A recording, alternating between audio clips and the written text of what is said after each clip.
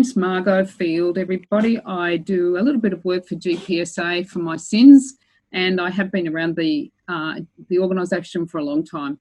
And I'm delighted to be helping make tonight happen. But really, all the action is coming from Dr. Simon Morgan, who has been a great friend and resource to GP supervisors and has been an awesome medical educator. And we're delighted that he wanted to round out our contributions in webinars and education on telehealth consultations.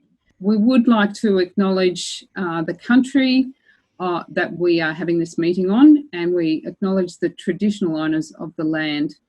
And we pay our respects to elders past and present and their families. Thank you very much for coming along and giving us a night of your time. We hope this is going to be very useful for you. So thanks. Over to you, Simon. Thank you very much, Margot. And thanks very much, everyone, for coming on. Can I also just acknowledge I'm sitting on the lands of the Awabakal people here in Newcastle, and would like to pay my past, present and future. And I guess I was on a webinar recently, in fact, today, the 250th anniversary of Cook's arrival, and it felt like a very important night to acknowledge country, and we'll do that again tonight. So I'm going to have to ask Margot to let me know what happens here. But is there anyone from the Northern Territory online? I'm kind of hoping there is. And so if you are, let me know. I know we've got a residents from Dubbo, Mackay and Geelong so far. But this is Simpsons Gap in Central Australia, in the Northern Territory. And this is a registrar workshop many years ago from when I used to work up there. Now it looks like a sort of bizarre exercise in social distancing, maybe a kind of premonition of what was to come. But that was us presumably talking about something like communication skills or otherwise. So, yep. And I don't know if there are any Territorians online or worked up there, but we do things differently up in the Territory. And I'm saying this by way of introduction, really, just to give you a bit of a sense of who I am and where I've come from. So I'm from Orange, not far away from Dubbo, where somebody's from, and trained in Sydney. And I spent quite a long time in the Territory and also a few years in Ireland. This is a stone circle in County Tyrone. And I could make some terrible analogy around assessment and closing the feedback loop and various things. But really, quite inadvertently, I just put these two images together and realised it was the same looking thing. So possibly even stones observing social distancing. So what are we covering tonight? I think it's always useful as a presenter, as an educator, to kind of give a sense of what is coming. So I'm going to talk very broadly initially and then narrow down. General practice supervision, formative assessment, talk about the current context of COVID-19 and the rise of telehealth, and then really the guts of what we're trying to cover tonight, which is around direct observation of telehealth consultations and how to assess your registrar's competence in that particular skill. And then we'll touch on a couple of other formative assessment type activities, I guess in the context of remote practice right at the end. Now, I don't know that there is a topic that you could not align quite comfortably a Simpsons cartoon with. So there'll be a few tonight. So in fact, I'm sure there'll be an episode on a pandemic at some point when things calm down to a degree. But we'll talk initially about general practice supervision. And some of you may be aware of this paper. And if you're not, I'd really encourage you to write down the reference and obtain it. If you hit a firewall, if you ever hit a firewall trying to get a paper that you're interested and you're a member of the RACGP, write to the library@racgp.org.au, and you will, they'll send you the paper. It's a fantastic service. Anyway, this is a paper written by Susan Wern, who many of you will know as a very prominent medical educator, GP, working for the AGPT. And she did a really nice narrative review of what supervision looks like in general practice training. Up until this time, it was really kind of trying to get a sense of what it looked like in other disciplines, nursing, allied health. But she pulled together what there was. And this is a really nice definition that I think hopefully resonates with you as, I was quite sure why they use that term. It sounds a little bit North American, but of the trainee, you can appreciate that none of that can happen without formative assessment, without this process of ongoing review and performance assessment and feedback. So yeah, really worth reading, and it'll resonate really strongly with you as supervisors, I would hope. And really, these are the principles. This is what you guys go to work as a supervisor, with your supervisor hat on, hopefully practicing, that it's all about patient safety. Yes, the development of the registrar is critical, but really the heart is keeping patients safe while they're being supervised, but into the future, obviously. And that it should be collaborative. This should all happen as a sort of learner-centred process, and the registrar's needs taken into account. And those core tasks, which again is your bread and butter, working out what the registrar needs to know, what their unknown unknowns are, planning, learning around that, providing in-practice clinical support, calls for help and the rest of it, informal and formal teaching, giving feedback, and lastly, and a real thrust of the way that the regional training organisations provide supervisor professional development. It's about how you assess registrars' competence in an ongoing way, which is all about formative assessment. And what is formative assessment? This is perhaps, my only slide that includes medical education jargon. This is stuff but really just to remind ourselves that formative assessment, unlike summative assessment, which is the exam, is around provision of ongoing review, appraisal, assessment for learning, meaning what can I take away from this to become a better GP registrar, and work towards this summative assessment at the end. So it's for learning rather than of learning. It's not an assessment of learning, which is the end point, the exams.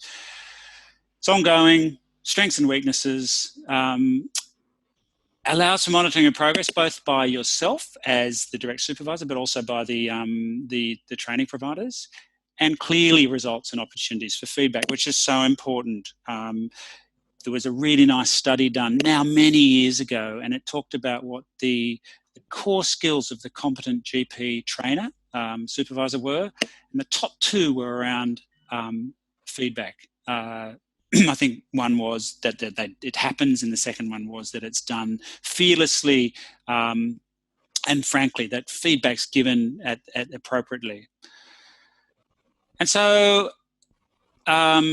my role as an educator working for a training provider, which is the external side of things, we administer things like quizzes, pre-GP assessment maybe, so a test prior to them entering general practice, mock exams, quizzes along the way, giving them a sense of what their learning needs might be. Teaching visits are part of the formative assessment program. We come and visit, or an external visitor comes to the practice. And I guess just a sense of how they participate and engage in workshops. All that is kind of this sense of how they're progressing. And what happens, what do you do? What's your role as supervisors by way of formative assessment?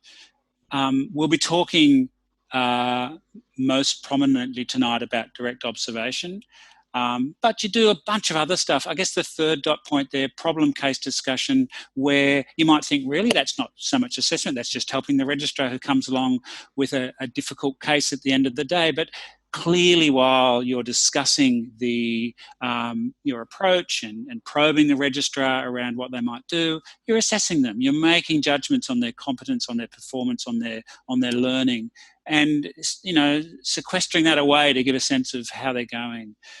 You can do that more formally with things like random case analysis and multi-source feedback, what a more global view of the registrar's performance is in terms of practice staff and others, patients indeed too. So we've started off with general practice supervision. We've kind of narrowed into this particular element of the role, which is formative assessment, which is where we're taking our focus tonight as this webinar. but the context has changed. And I guess that's why you're here tonight. Margot, I think, kind of flagged this as one of a series of webinars that GPSA have been delivering in the context of the COVID-19 pandemic. There have been so many, I alluded to this at the beginning, webinars in terms of your role as GPs, as supervisors, as practice owners from a whole range of sources. So it's possibly we're getting to the end of them now because people are getting more familiar. But I did think this was a bit of an unmet need. It was around, you've heard and you're probably now quite experienced at doing telehealth. There's been webinars on self-care and there's been webinars on medical legal elements. And this is very much how you assess your registrar. So, but what is the context? You don't need me to talk about the public health, the clinical elements of this, this disastrous pandemic. I had a slide at the beginning which I took out because it seemed bizarrely to take the size of the file up about 40 meg, even though the photo was quite small. But it was a picture of a mountain in Tanzania, which is where I was when the whole thing flared up. I was actually not even meant to be in the country at this point. We've all got our stories, big or small, around how we've been impacted by the coronavirus pandemic. Mine being that I was overseas and have returned. So I'm not going. This isn't about the clinical, about the public health, about the epidemiological, but I did like this particular image and thought it always reminds me actually to be slightly cautious with political slides. I'm not sure that there'll be a whole bunch of people online tonight that haven't thought some of Donald Trump's comments have been a little bit out there. But I remember one talk I gave and the feedback was that the presenter should keep his political views to himself. So I'm sorry, a little bit political, but I think the idea of injecting bleach and the consequence meme that has come, this image, is not too radical. So just lightening things slightly, I guess. It's been a pretty torrid time. I really liked this. I, like many of you, I'm sure, have been tracking the case numbers, and we're all very used to graphs and the reproductive number and things, but I thought this was wonderful. This is quite old now, and as you can see, it doesn't even extend to May. I don't know what those graphs would be doing, but can I... Actually, I was thinking about trying to keep you guys engaged. So can you please put into chat, and Margot can let me know, is anyone wearing tracky dacks?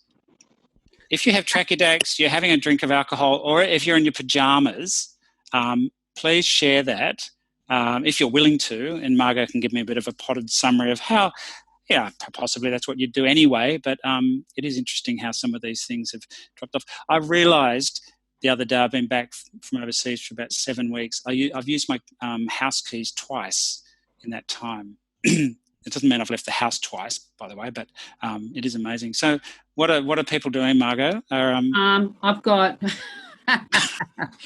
I'm eating chocolate, no tracky dacks, but maybe beer. We try to maintain our standards, and of course I'm not going to name names, but some people are in pajamas. Pajamas is good. Yeah, so there you go. And we do have someone, 2 hours ago, back to you. We do have Michelle from Alice Springs who let us know about that. Oh, it might be the Michelle I know. If it is the Michelle I know, hi, Michelle.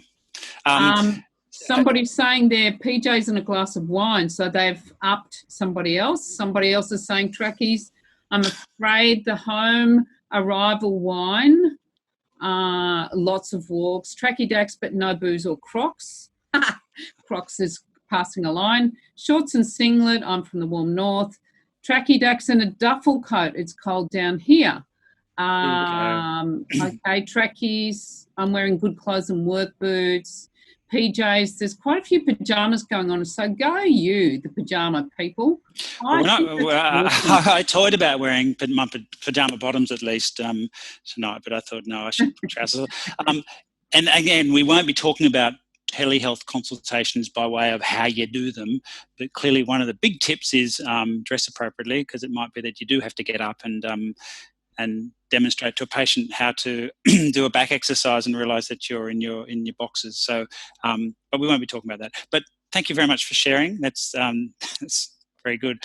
And lastly, so this is my not so serious coverage of the pandemic. Just again in chat, you might have, I put this into a recent presentation that I did, so if you've seen the answer, you may know it, but curious to know, do you think Corona beer has increased in sales, stayed the same, or fallen? And maybe just a bit of a sense, Margot, of what people are saying. Well, give them a minute. We've got increased, surely, fallen, increased, fallen. I'm going for increased personally. Yeah, well. So we've got quite a range, but I think that probably the fallen. Ooh, no, we've now got increased. I reckon it's 50-50 fallen, increased. 50-50. Oh, look, there's the poll, and I wasn't going to do a poll, but there you go. Has Jackie done that? Isn't she clever? Yep. I was just going to do these questions, but we'll see how we go. So I'm right. So it's 44-41, 43% increased, 41% fallen. So let's just call it that. Okay, let's finish the poll. So it's 50-50 really. So what is the answer, Simon? The answer, well, I'm going to get rid of that poll. You're going to all think that all I'm doing is talking about irrelevance. The answer is that it did increase. But then I heard that the Corona factory in Mexico, oh, there it is. So we had a bit of a split opinion. The Corona factory in Mexico shut down because of the pandemic. And in the end, presumably it has fallen. Anyway, let's move away from that. I got in trouble last time for being too frivolous, so I don't want to do that again. So what has been, apart from beer sales and wearing pyjamas more often, the impact on general practice as opposed to general practice training at this point? Well, the big thing is obviously that there's been a rise in telehealth, and the consequent fall in face-to-face consultations and fewer patients, which possibly was unexpected, but has been a really strong theme around the country. And that the whole social distancing thing has led to staff working in separate locations. And clearly, I've put in brackets at the end, not to say that they're trivial or sort of at the end of the list, significant issues around financial, the burden on practices and staff and GPs, and all the issues around workflow changes, which I'm not addressing tonight, but just to say I'm very cognizant of those impacts. But we are talking about training, I guess, tonight. What have the colleges said? And this hopefully is, as GP supervisors, something you're familiar with already, but they have quite comfortably said that telehealth is appropriate for GP training but requires supervision commensurate with face-to-face practice. So essentially that means it's an extension of what you're doing anyway, but there's a bunch of new skills that are important to be aware of. Again, you'll be doing this, you'll be stumbling over these, you'll be developing these as part of what you're doing anyway with your registrars. But I guess the flip side, and again, something I'm not addressing tonight, is just that notion of registrar exposure and not just patient numbers, but the types of patients they're seeing and the scope of practice, which I know is a real concern to the regional training organisations and the college if the current circumstances go on for a long period. So in terms of I guess the impact of telehealth on general practice supervision, it's these new sort of skills. So can the registrar, in fact, we could apply this to the GP because these are new, but in terms of GP supervision, can the registrar appropriately triage? Can they say with a level of competence, this patient is appropriate for telehealth or not? And I think that depends on a lot of things, including their stage of training. Can they manage the technology? well. They might be doing that better than ourselves. But again, those who came on earlier tonight, even GPSA struggle with that sometimes in terms of unavoidable technological hitches. Can they perform a telehealth consultation as a technique, and can they access remote assistance? And Margot mentioned the fact that there's been now a number of webinars, and we might have some regulars on tonight who have been to these. If not, can I just remind you that they exist? They're freely available on the GPSA website, and they are very good. And they all have different foci. Supervision of Registrars, which was James Brown and Paul Delena. So that more globally around how to supervise registrars. Amandeep Handra, who is an ex-registrar of mine, which is an interesting connection on how to conduct a telehealth consultation. And I've forgotten his name, which is a terrible thing, but I know him so well from the Territory, based in Queensland, on telehealth and Aboriginal and Torres Strait Islander patients. So if you haven't seen those, have a look. But tonight, it's about assessment. Can I just say, if I can interrupt, Simon? Go ahead. Everybody can also know that we develop little cheat sheets about each of the webinars we put up over the past little while, and they are in our FAQs section, so they're frequently asked questions section. And if you just want a quick, what the hell's this webinar going to be about, go there and have a look. If you want to look at a piece of paper or look at the learning goals, they're quite good, the FAQs, if you just want a quick handout. Also really available. So we're at the nub, basically, which is why you're here, and it's around how we think about assessing registrars performing this new skill of telehealth. Now, clearly, it's probably about this point I thought I would be upfront with you to say, really, much of what I'm saying is stuff you know. And in fact, probably that goes for just about everything we ever do when we go to CPD events and talks. A lot of what we see is stuff, that reinforces what I know.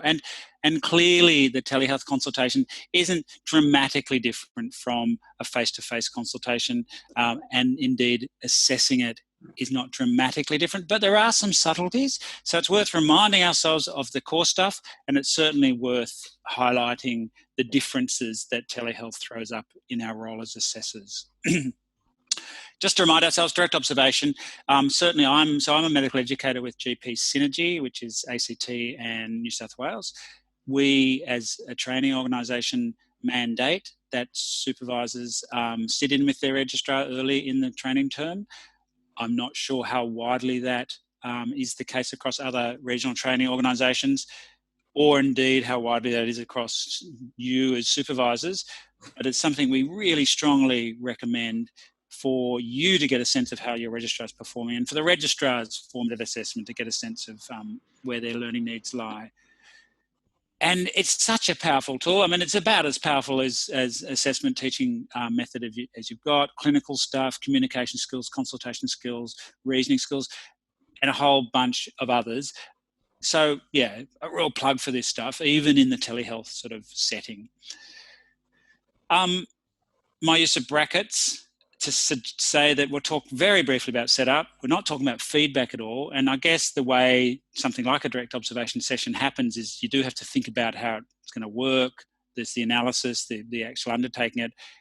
And going back to my clumsy stone circle analogy of closing that sort of assessment feedback loop, clearly it has to we have to talk about feedback, but we're not talking about feedback at all tonight, just to say that that's a particular skill in itself, and I'm presuming that you're all good at that as experienced supervisors. In terms of setup, I'm not going to talk about this in much detail, but it is because it is so highly variable. The practices that you work in are going to be very different from each other, and the context with which you are now working alongside your registrar will also be highly varied. So it might be that you're both in the practice all the time. It might be that your registrar is pregnant and doing telehealth from home exclusively or predominantly. It might be that you're both at home most of the time. And so how that plays out is very dependent on the practice setup. Similarly, the type of platform, I'm hearing that many practices, despite the promotion of video conferencing and also the advantages of having better access to the patient's appearance and obviously facial expressions and those non-verbal cues, GPs are still predominantly using telephone for telehealth. And so are you using video? What type of video platform are you using? Is it mobile phone? Is it the setup in the room? So again, they vary. And also, if you are talking about sort of doing it remotely and using an iPhone perhaps to observe your registrar on the telephone, where you put the phone and trying to mirror the whole triangular sort of model of direct observation. So I'm not going to go into that because that really is a conversation, but it's an important conversation to have about how that works. And it's very dependent on those, and the different way you're approaching it with your registrar. But I guess I'm really keen to talk to you about consultation analysis in the context of telehealth. And I'm actually curious to get a sense of your engagement with consultation models. It strays slightly into academia, but kind of having a sense of what's been written about the consultation and these models is useful. I mean, I think there's some that are a little bit impenetrable. Others, which I must say are slightly comical, and I say that respectfully. Here's one. So this was published in the British Journal of General Practice not so long ago. And I must say, I wasn't quite sure if it was done in seriousness, but I think it was. And that's this wonderful kind of analogy of setting off, preparing for the hike up the so-called consultation hill or mountain. So you prepare and you pack your gear and you dust off your boots and you ascend by taking the history and chatting to the patient and examining them and, seeking their ideas, concerns and expectations. And you get to the top, and I've quoted the little bit about the shared summit. So, which I just think is wonderful. Rather like at the top of the hill, the doctor and the patient should pause, take in the air, reflect on the ascent, and enjoy the view of a shared understanding, which for me is about as far removed from many of the consultations I do as anything. But if you ever have a consultation hill consultation and then you descend and you safely get to the bottom, then let me know, because I can't imagine that happens too often. And to be honest, I think that is more realistic and more representative of certainly my consultations, and maybe the ones you do too. A better consultation model was presented last week by something of a guru in the GP supervisors world, and that's Ron Roth down in Victoria, who gave his take on how he teaches his registrars about the consultation. And again, if you weren't on at the time, I'd really encourage you. This is about as grassroots as you'll get, in just like a sort of John Murtagh of how Ron has taken his registrars through the consultation over the years. I think, Margot, I'm right in saying you plugged him at the beginning, as he's had something like 100 registrars and none have failed the exams. The first time round, that's correct. Which is extraordinary. He told me that this was his pet topic, and certainly has a very doable model. And in the next, I just finalised the FAQs for that, which has got the model that he suggests. So if you don't have an hour, you can spend 15 minutes looking at the FAQs in about, probably they'll be up within a week in the FAQ section on our website. So good on you, Ron. And I'll be making reference to Ron's model a little bit as we go through. So I've put in brackets better known rather than better, because it is better known, but I can't vouch for it being better. But this is Roger Neighbour, and back in 1987. So these things, unlike some of the movies from that era, I don't think it's dated particularly badly. And he wrote this book called The Inner Consultation. And I don't know, have we got the poll there, Jackie? You may as well launch the poll if it's possible. So I'm curious, with regards to Roger Neighbour and his model of the general practice consultation, I'd like you to respond. If we can launch the poll. And if we can't, we do it by chat. Might be doing it by chat at the minute. That's all right. So have people think, I don't know who this guy is. Oh, yeah, I've heard of him. No, I know what you're talking about. And as somebody I spoke to recently said, oh, he's my guru. He's just brilliant. I know him and I use him when I teach. So we've got another split, A, D, A, D, B. Somebody suggests A. Somebody says suggesting Dean Merzer's books are also good. A, never heard of him. A, D. So we've got this A, I've got D, some Ds. That's fantastic. Yeah. Good on you. And the a Ds. B.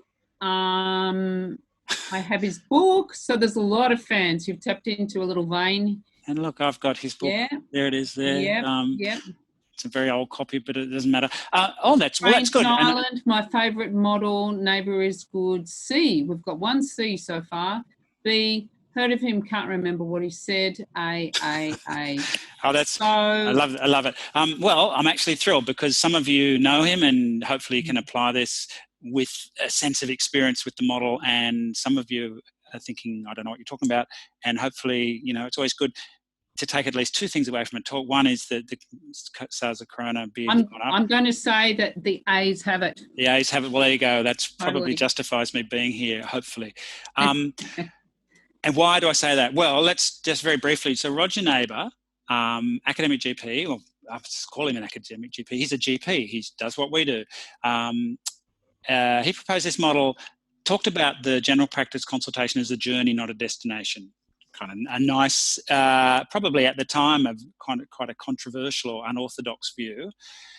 And using his hand, somebody's hand, he talked about these 5 kind of checkpoints: connecting, summarising, handing over, safety netting, and housekeeping. I don't need to read those through, but it's kind of the sense of these points in the consultation which he would say make for the consultation flowing and I guess not missing things and meeting the patient's needs and fulfilling the the objectives of an effective consultation.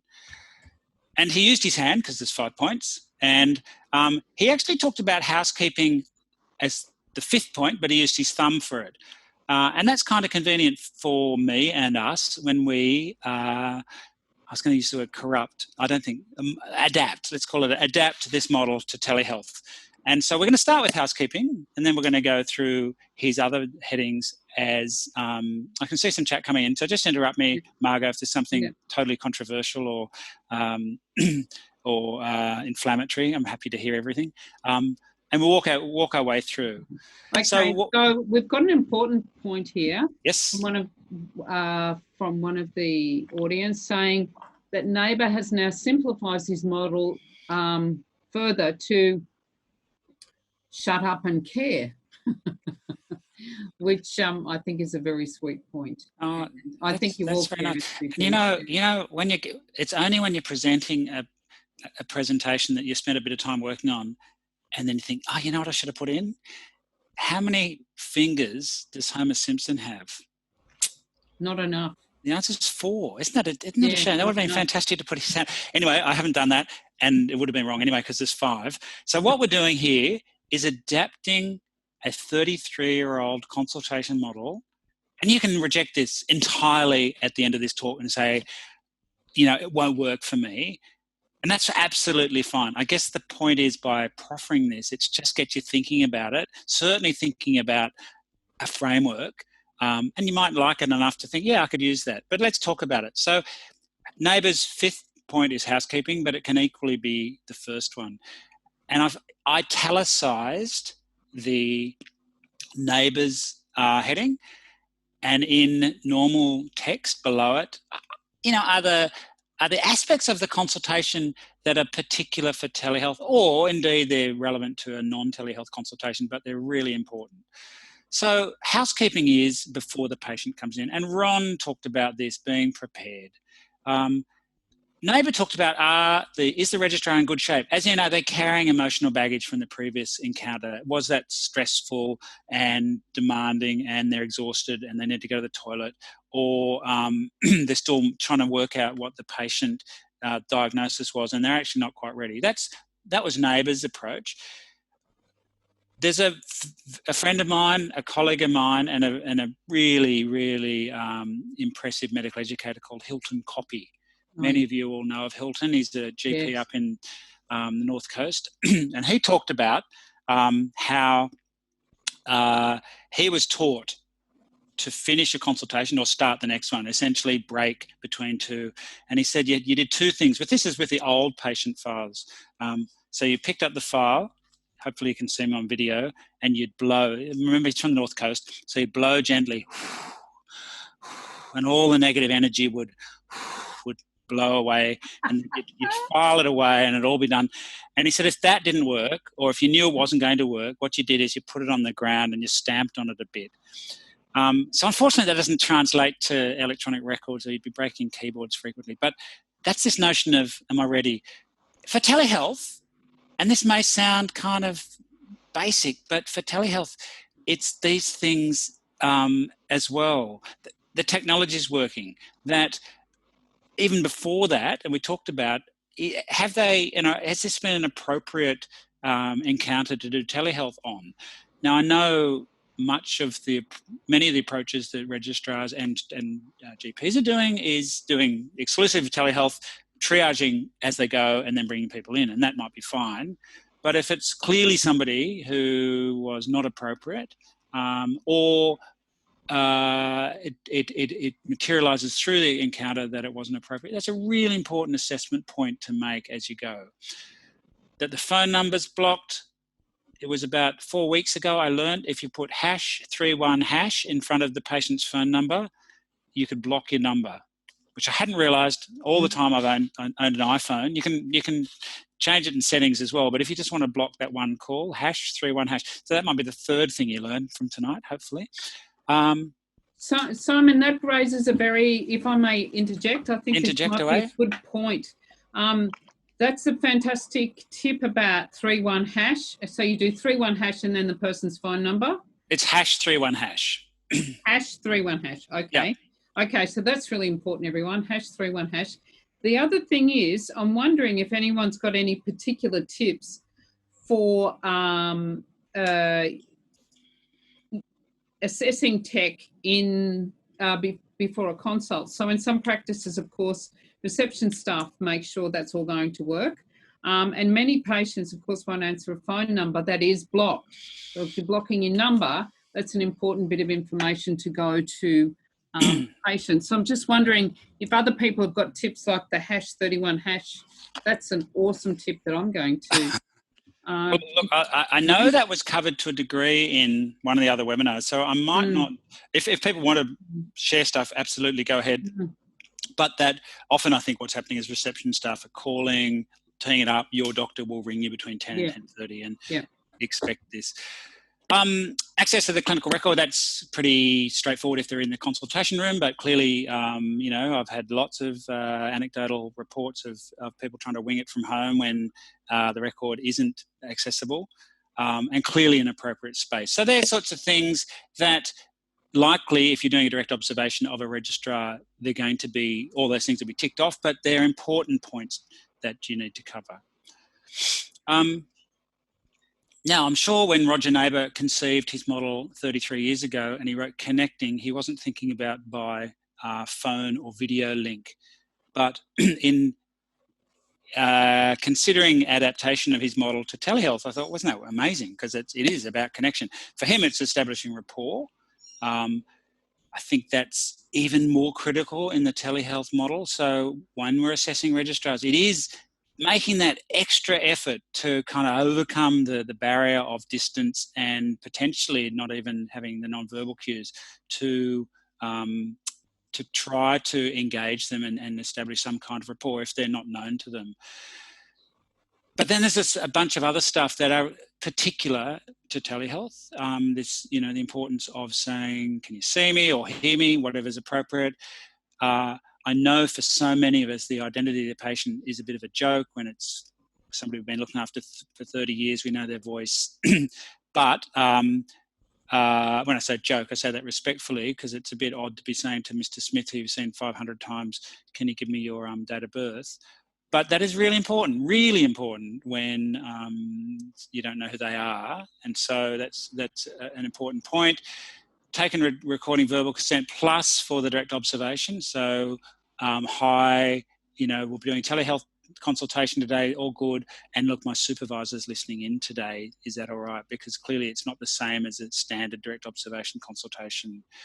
Talking about whether the patient is alone or who else is with them. Are they in an appropriate space for the consultation to proceed? And this notion, I think, again, we would like to think probably that when we see patients in face-to-face, we are setting expectations, but I think the reading around telehealth would suggest that we have to be a bit more explicit, that maybe it is a single issue consultation, that maybe we've got limitations in what we can do. And that's, again, very specific to the encounter, but just how the registrar engages with that aspect.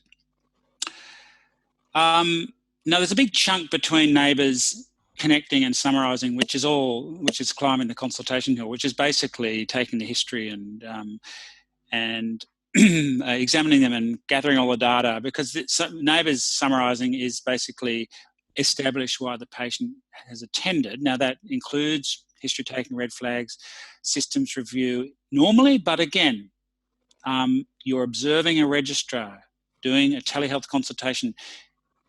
The superficial history, the scant attention to red flags, the very cursory systems review, are more problematic in a telehealth consultation. We do have to encourage more time, more comprehensive review.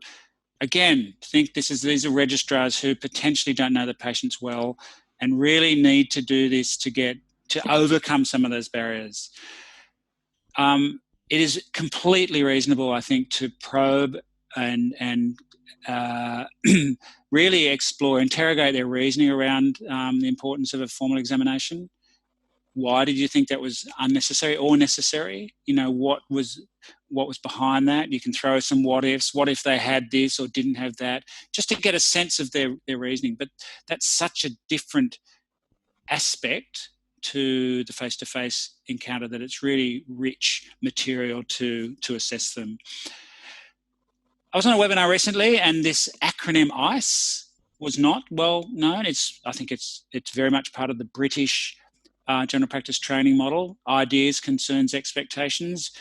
We teach our registrars to default to this if there's confusion or they're struggling with the encounter. What do you think's going on? Do you have any particular concerns? What were you hoping to get out of the visit today? Ideas, concerns, expectations. But this should be, I think, embedded into telehealth. And again, particularly for registrars who are really may struggle to get a clear idea of the patient agenda in the encounter. So using that framework. And I guess going back to neighbour stuff, summarising, so some of the communication skills, repeating back, summarising, giving a summary, what I think I've heard from you is this, is that correct? I'm entertaining this as a diagnosis. I think that's the most likely. I guess there's other possibilities, but I'm thinking this because of this and because of this, and you told me this. So that clear explanation of clinical reasoning.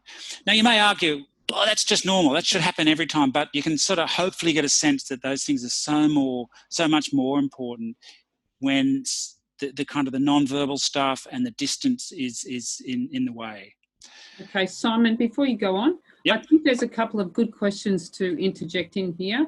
and thanks to people for participating with your questions. First one is, there's three, I think. Simon, what is an acceptable degree of consent? Is it the level of a is it at the level of a telemarketer?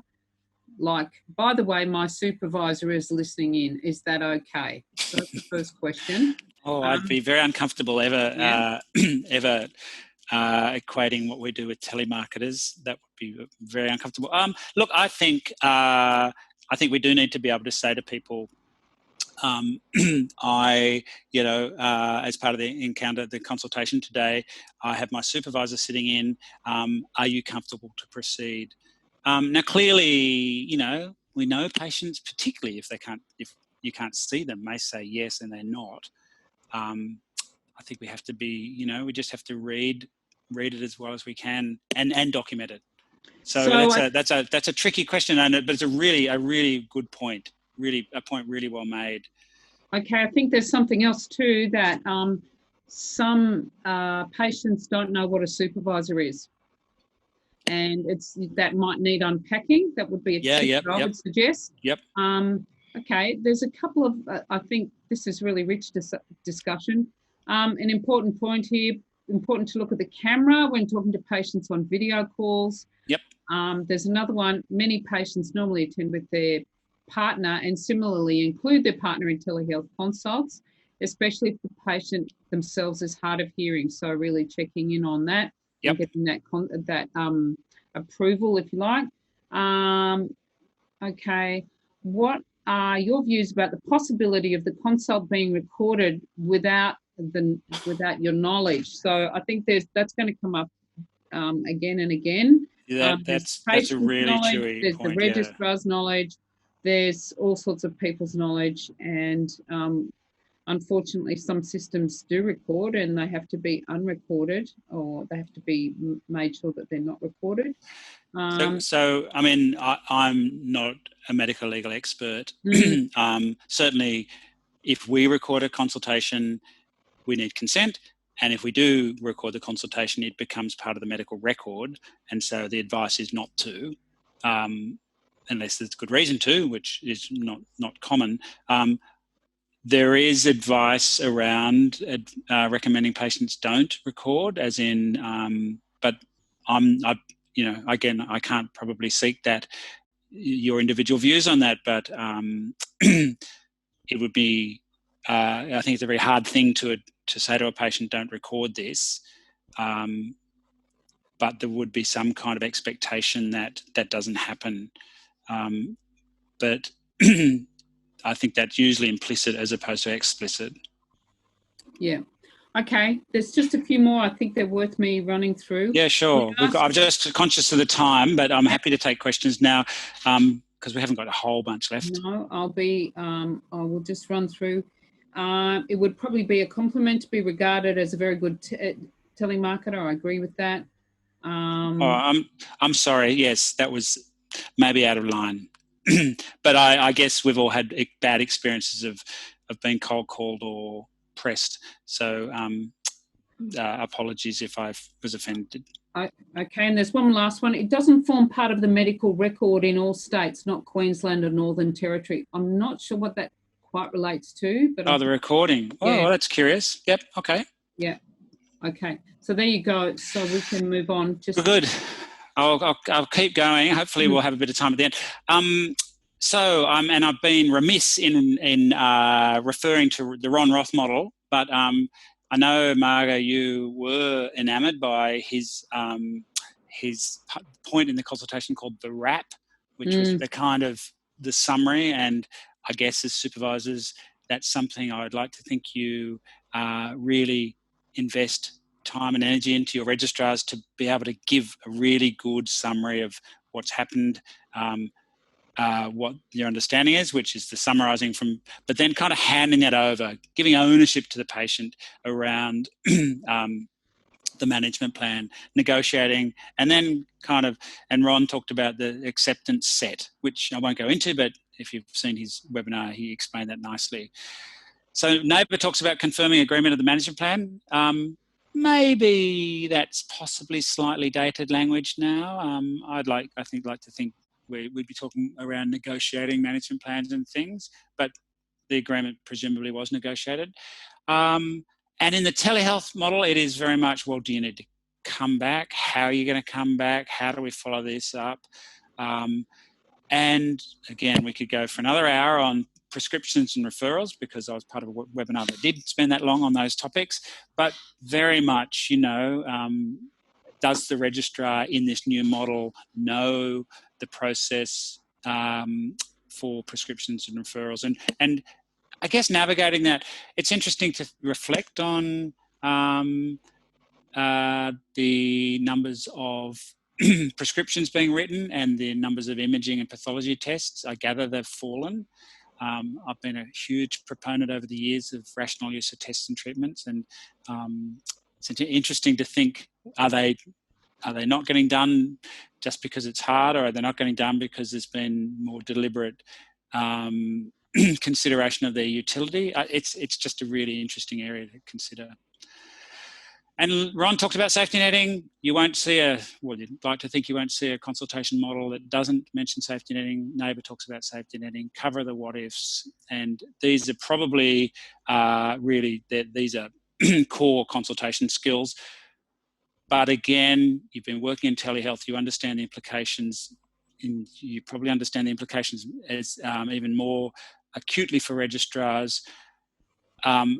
Registrars struggle with articulating uncertainty. They don't like the thought that they don't know, and they certainly find it uncomfortable to share that. But this notion of, look, you know what, I'm not entirely certain what's going on. I guess my gut feeling is there's nothing too significant, and for everything you've told me, I'm feeling fairly reassured by this, but it's so important that we follow you up. So articulating that, talking about natural history timeframes, arranging follow-up. Again, you're doing this anyway, but it's so important, and you're assessing the registrar doing this. Again, really important area to focus on in your assessment, and whether they need urgent review. So to put it together, that's a lot of information on that slide, but we haven't quite done it yet, but Margot, I'll need to talk to you, and what I'd like to do is to be able to get a little document that you guys, potentially, if you're excited enough to think this is something you could use, we'll put it together. So this is just the adaptation of Neighbour's now 33-year-old consultation model to this very new world of telehealth, using his old trusted headings and the content within them, but adding some really important other aspects. Clearly, this is something that we can use as practitioners. Are we doing these things ourselves? But as an assessment tool, I think it's got a lot of potential utility. We're pretty much done. I'm conscious of the time. It's 5 to 9. And really the only other formative assessment activities I wanted to touch on were the ones I mentioned at the beginning, that random case analysis, if you're not doing it, it's been quoted by by a guy called Gary Butler, who writes the KFPs for the RACGP, as the quintessential teaching method to support a registrar's reasoning and preparation for the KFP. So there's no barriers to continuing RCA with your registrars from a distance if that's required. Similarly, they'll be bringing their cases, the problem case feedback discussion to you. And, you know, it's interesting to reflect on how multi-source feedback, how your practice staff, patients, actually, you know, their views on the registrar's performance as part of formative assessment may be, you know, accentuated in this new model. You know, have the registrars taken on telehealth and all these new challenges with equanimity and professionalism, or in fact, you know, it's been, the patients are saying, well, it hasn't been great, you know, and the reception staff are not so happy. I think that's, you know, yes, we have to contextualize it, we have to consider the context, but again, it's very reasonable to kind of put that in the mix as part of a formative assessment. Now, we won't have time to look at these, but I think you've got access to, you'll have access to the slides. I was talking to somebody recently and they said, "Oh, Roger Neighbour," and they looked him up as we were speaking and they said, "Oh, yeah, he's put out a couple of things very recently."